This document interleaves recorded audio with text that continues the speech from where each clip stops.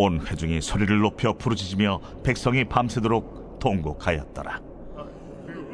이스라엘 자손이 다 모세와 아론을 원망하며 온 회중이 그들에게 이르되, 우리가 애굽 땅에서 죽었거나 이 광야에서 죽었으면 좋았을 것을 어찌하여 여호와가 우리를 그 땅으로 인도하여 칼에 쓰러지게 하려 하는가? 우리 처자가 사로잡히리니 애굽으로 돌아가는 것이 낫지 아니하랴. 우리가 한 지휘관을 세우고 애굽으로 돌아가자. 하매 모세와 아론이 이스라엘 자손의 온 회중 앞에서 엎드린지라. 그 땅을 정탐한 자 중 눈의 아들 여호수아와 여분네의 아들 갈렙이 자기들의 옷을 찢고 이스라엘 자손의 온 회중에게 말하여 이르되, 우리가 두루다니며 정탐한 땅은 심히 아름다운 땅이라. 여호와께서 우리를 기뻐하시면 우리를 그 땅으로 인도하여 들이시고 그 땅을 우리에게 주시리라. 이는 과연 젖과 꿀이 흐르는 땅이니라. 다만 여호와를 거역하지는 말라. 또 그 땅 백성을 두려워하지 말라. 그들은 우리의 먹이라. 그들의 보호자는 그들에게서 떠났고 여호와는 우리와 함께 하시느니라. 그들을 두려워하지 말라. 하나 온 회중이 그들을 돌로 치려 하는데 그때에 여호와의 영광이 회막에서 이스라엘 모든 자손에게 나타나시니라. 안녕하십니까. 갑자기 아름다운 목소리가 들려서 좀 놀라신 분도 계실 것 같습니다. 드라마 바이블의 덕을 조금 보려고 합니다.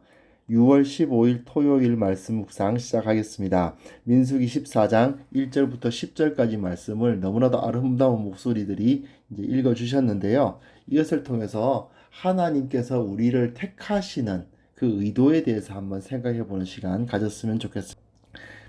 하나님이 자기 백성을 택하시는 이유가 뭘까요? 고생시키려고, 십자가를 지게 하려고. 사람들은 이 예수 믿으시는 분들이 좀 그렇게 생각하시는 분들이 굉장히 많아요. 하나님께서 우리를 세상에서 부르셔가지고 도대체 뭐 좋은 게 있나? 너무 힘들지 않나? 그렇게 생각하시는 분들이 계십니다. 그래도 이런 분들은 바르게 배우신 분들이고요. 가끔은 이렇게 생각하시는 분들도 계세요. 하나님이 우리를 부르신 목적은 잘 먹고 잘 살게 해주기 위해서, 재물이 축복받고 건강 축복도 받고 영생의 축복도 받기 위해서, 뭐 이런 이야기를 하시는 분들도 계십니다. 하지만 사실 하나님께서 자기 백성을 택하시는 목적은요, 자기 백성이 제사장 나라로서 하나님의 나라를 그 땅 위에 이루게 하시기 위함입니다. 특히 이스라엘 같은 경우는요, 유럽과 아시아와 아프리카가 만나는 그 중심 지역이 있거든요. 즉, 그 당시 사람들의 세계관에 의하면 세상의 중심입니다. 그 중심지에 하나님 나라로서 세워져서 온 땅을 다스리시는 그 하나님의 제사장 나라로서의 역할을 감당하도록 부르심을 받은 거예요. 하지만 이스라엘은 지금 그 의도를 계속 오해하고 있어요. 그리고 그것을 받아들이려고 하지를 않는 모습을 계속해서 보여왔고요. 가데스 바네아에서는 완전히 절정에 달했는데 바로 오늘 본문이 그것입니다. 이미 읽으셨습니다마는 온 회중이 소리를 높여서 부르짖고 밤새도록 통곡하고 막 이스라엘 자손이 다 모세와 아론을 원망하고 온 회중이 그들에게 이르고, 이건 전부 다 그들이 얼마나 심각했던가 하는 것을 보여주는 거죠. 그런데 여기서 굉장히 중요한 말이 나옵니다. 우리가 애굽 땅에서 죽었거나 이 광야에서 죽었으면 좋았을 것을, 이런 말이 나와요. 그런데 또 여호와가 우리를 그 땅으로 인도하여 칼에 쓰러지게 한다, 이런 표현들이 나와 있습니다. 그래서 그들의 결론은 뭐냐면 애굽으로 돌아가자, 이런 것이었어요. 이스라엘 앞에 놓인 선택지가 무엇인가에 대해서 한번 생각해 볼 필요가 있어요. 이 사람들이 완전히 바보는 아니었습니다. 왜 바보가 아니었느냐? 나름 똑똑했는데 그 이유가 뭐냐면 그들이 죽는다는 말을 쓰고 있기 때문이에요. 그들은요, 애굽에서 죽거나 광야에서 죽거나입니다. 애굽 땅에 있었어도 죽고요, 광야에 머물러 있어도 죽어요. 원래 인생이란 것은 죽게 되어 있는 거 아닙니까? 즉 애굽에서 종살이를 하다가 종놈으로 죽을 것인가? 아니면 광야에서 의미 없이 방황하다가 이름 없이 죽을 것인가? 아니면 가나안 땅에 들어가 진정 가치 있는 하나님의 나라를 위해서 싸우다가 죽을 수도 있죠. 예, 죽을 것인가? 그것에 대한 선택지가 그들 앞에 놓여져 있는 겁니다. 그런데 기본적으로 이 사람들은 하나님의 의도를 전혀 믿고 있질 않아요. 하나님의 의도는 무엇이겠어요? 하나님의 의도는 가나안 땅을 이스라엘에게 주시기 위함 아닙니까? 이스라엘에게 그냥 편하게 주시지 않고 싸움을 하게 하시는 이유가 뭘까요? 하나님의 사역에 동참하는 영광을 나눠주시는 거예요. 하나님께서 이 일을 해 나가실 때 너도 한 숟가락 얹어라 이거예요. 근데 이스라엘은 여호와가 우리를 그 땅에서 칼에 죽게 한다는 생각만 하고 있습니다. 어차피 죽을 목숨, 의미 있는 싸움을 싸우다가 죽을 생각을 하지 않는 거죠. 그 이후에 본문을 한번 보십시오. 여호수아와 갈렙이 하는 말이 있지 않습니까? 그 땅은 심히 아름다운 땅이다 라고 말하면서 하나님의 의도에 대해서 말하고 있어요. 우리를 그 땅으로 인도하여 들이시고 그 땅을 우리에게 주신다. 그게 하나님의 의도다. 하나님이 우리를 그 땅에서 칼에 죽게 하시려고 하는 게 아니고 그 땅에 인도하여 들이사 그 땅을 주시는, 즉 아담으로 하여금 에덴 동산을 차지하게 하셨던 그 의도와 같다. 그렇게 이야기하면서 그렇게 판단할 수 있는 근거가 뭐냐 하면 여호와는 우리와 함께 하시느니라 이거죠. 이게 바로 이들의 말입니다. 그러면서 이들은 이야기하는 거예요. 저들을 두려워하지 말라고. 저들은 우리의 먹이다. 이제 히브리어로는 레헴입니다. 레헴. 빵이란 얘기죠. 빵. 늘 먹는 그 빵. 쟤들은 우리 빵이야. 그러니까 저것을 먹으면 된다. 메뚜기들이 달려 들어가서 그 안에 있는 걸 모조리 먹어 치우듯이 저거는 우리가 먹어 치우면 되는 것들이다 라고 말하고 있는 거예요.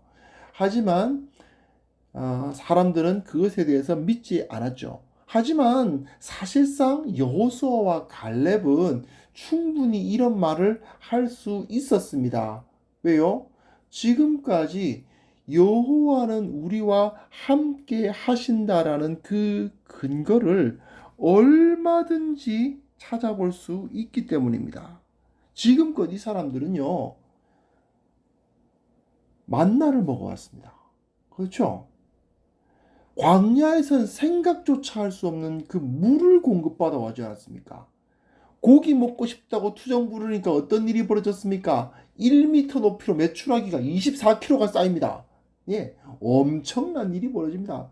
무엇보다도 그들의 눈앞에 매일 구름기둥과 불기둥이 있었어요. 매일 아침 신실하게 꾸준하게 만나를 주셨어요. 그런 확실한 증거를 이들은 갖고 있었던 것입니다. 그런데 이들은 그렇기 때문에 하나님의 의도는 그 땅을 우리에게 주시는 거고, 여호와를 거역하지만 않으면 그 땅을 받을 수 있고 우리의 먹이로서, 우리가 먹을 것으로서 하나님께서 우리에게 그것을 주신다라고 말을 할 수 있었던 거죠. 하지만 이스라엘 자손들은 그들을 돌로 치려 하는 모습을 보이고 있습니다. 이때에 여호와의 영광이 회막에서 나타납니다. 이스라엘이 여호수아와 갈렙을 돌로 치려 한다는 것은 이게 무엇을 격앙된 감정 때문에 그랬다고 할 수 있겠죠. 하지만 중요한 것은 여호수아와 갈렙이 지금까지 약 거의 1년 반 동안 출애굽을 한 다음에 제2년 2월 20일에 다시 시내산을 떠나서 약 3개월 동안 걸어와서 가데스 바네아에 도착했으니까 약 1년 반 동안 그들은 계속해서 만나를 먹었고 하나님의 함께 하심을 체험했고 불기둥과 구름기둥의 인도하심을 받아왔어요. 그럼에도 불구하고 여호수아와 갈렙을 돌로 치려 하고 있지 않습니까? 그들과 함께 하시는 하나님을 그들은 보아 왔음에도 불구하고요. 사실 하나님은 이스라엘에게 그 의도를 이미 1년 반 전에 밝히셨습니다. 그리고 시내산에서는요, 순종하겠다고 언약까지 맺었어요. 피로 언약까지 맺었습니다. 게다가 하나님은 그 언약을 어기신 적이 없어요. 매일매일 꾸준하게 만나는 공급되었어요.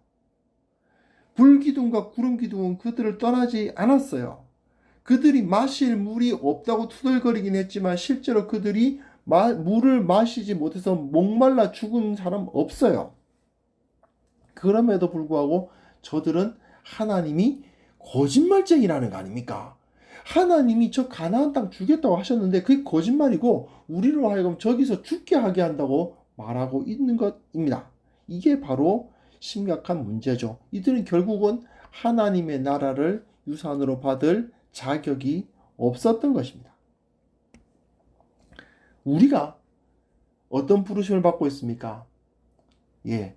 예수 그리스도의 제자로서 예수 그리스도께서 지셨던 그 십자가를 지고 교회를 이루라고 말씀하시죠. 교회를 이루어서 이 땅 가운데 서라고 말씀하십니다. 왜 그렇게 부르십니까? 온 세상을 하나님의 나라로 변화시키는 도구로서, 온 세상의 영혼을 구원하는 도구로서 서라는 것이죠. 그래서 그 십자가의 길 끝에 있는 부활의 영광에 참여하라는 거 아닙니까? 그럼 우리가 어떤 사람들이 되어야 됩니까? 예수님과 함께 십자가에서 죽고 예수님과 함께 다시 살아난 자들이 되는 거죠. 세상의 소금과 빛으로 살아야죠. 산 위의 동네로서 진정한 의미 있고 영광스러운 삶을 살도록 부르심을 받은 겁니다. 그런데 그러한 생각을 나누면 소금과 빛으로 살아갑시다. 산 위의 동네로서 살아갑시다. 세상을 바꾸는, 세상을 변화시키는 하나님의 도구로서 살아갑시다. 이런 얘기를 하면요, 부담스럽다고, 십자가를 져야 된다고 이야기하면 나를 죽이려고 그러냐, 이런 이야기를 하는 경우가 있죠. 그게 바로 돌 던지는 행위예요. 그게 바로. 어차피 이 세상에서 살아가면서 죄의 종으로 살다가 죽을 운명에 있는 존재였으면서 그들을 구원하여서 예수님이 제자로 삼으시고 진정 가치 있는 삶을 걸으라고 부르고 계신데, 그런데 그것에 대해서 돌을 던지는 거예요. 나를 어떻게 죽이려고. 이런 태도를 우리가 가지고 있지 않은지 정말 돌아봐야 됩니다. 지금까지 하나님께서 나와 함께 하시고 나를 인도하셨음을 부인할 수 없으면서도 십자가를 지어야 된다는 이야기를 들으면 세상으로 돌아가자, 뭐 이런 소리를 한다고요. 애굽으로 돌아가자, 세상으로 돌아가자. 우리는 혹시 어떤 태도를 갖고 있는지 반성해 볼 수 있었으면 좋겠습니다. 정말 나의 신앙은 어떤 것입니까? 가나안 땅에 쳐들어가라. 저 땅을 하나님께서 주실 것이다. 두려워하지 말고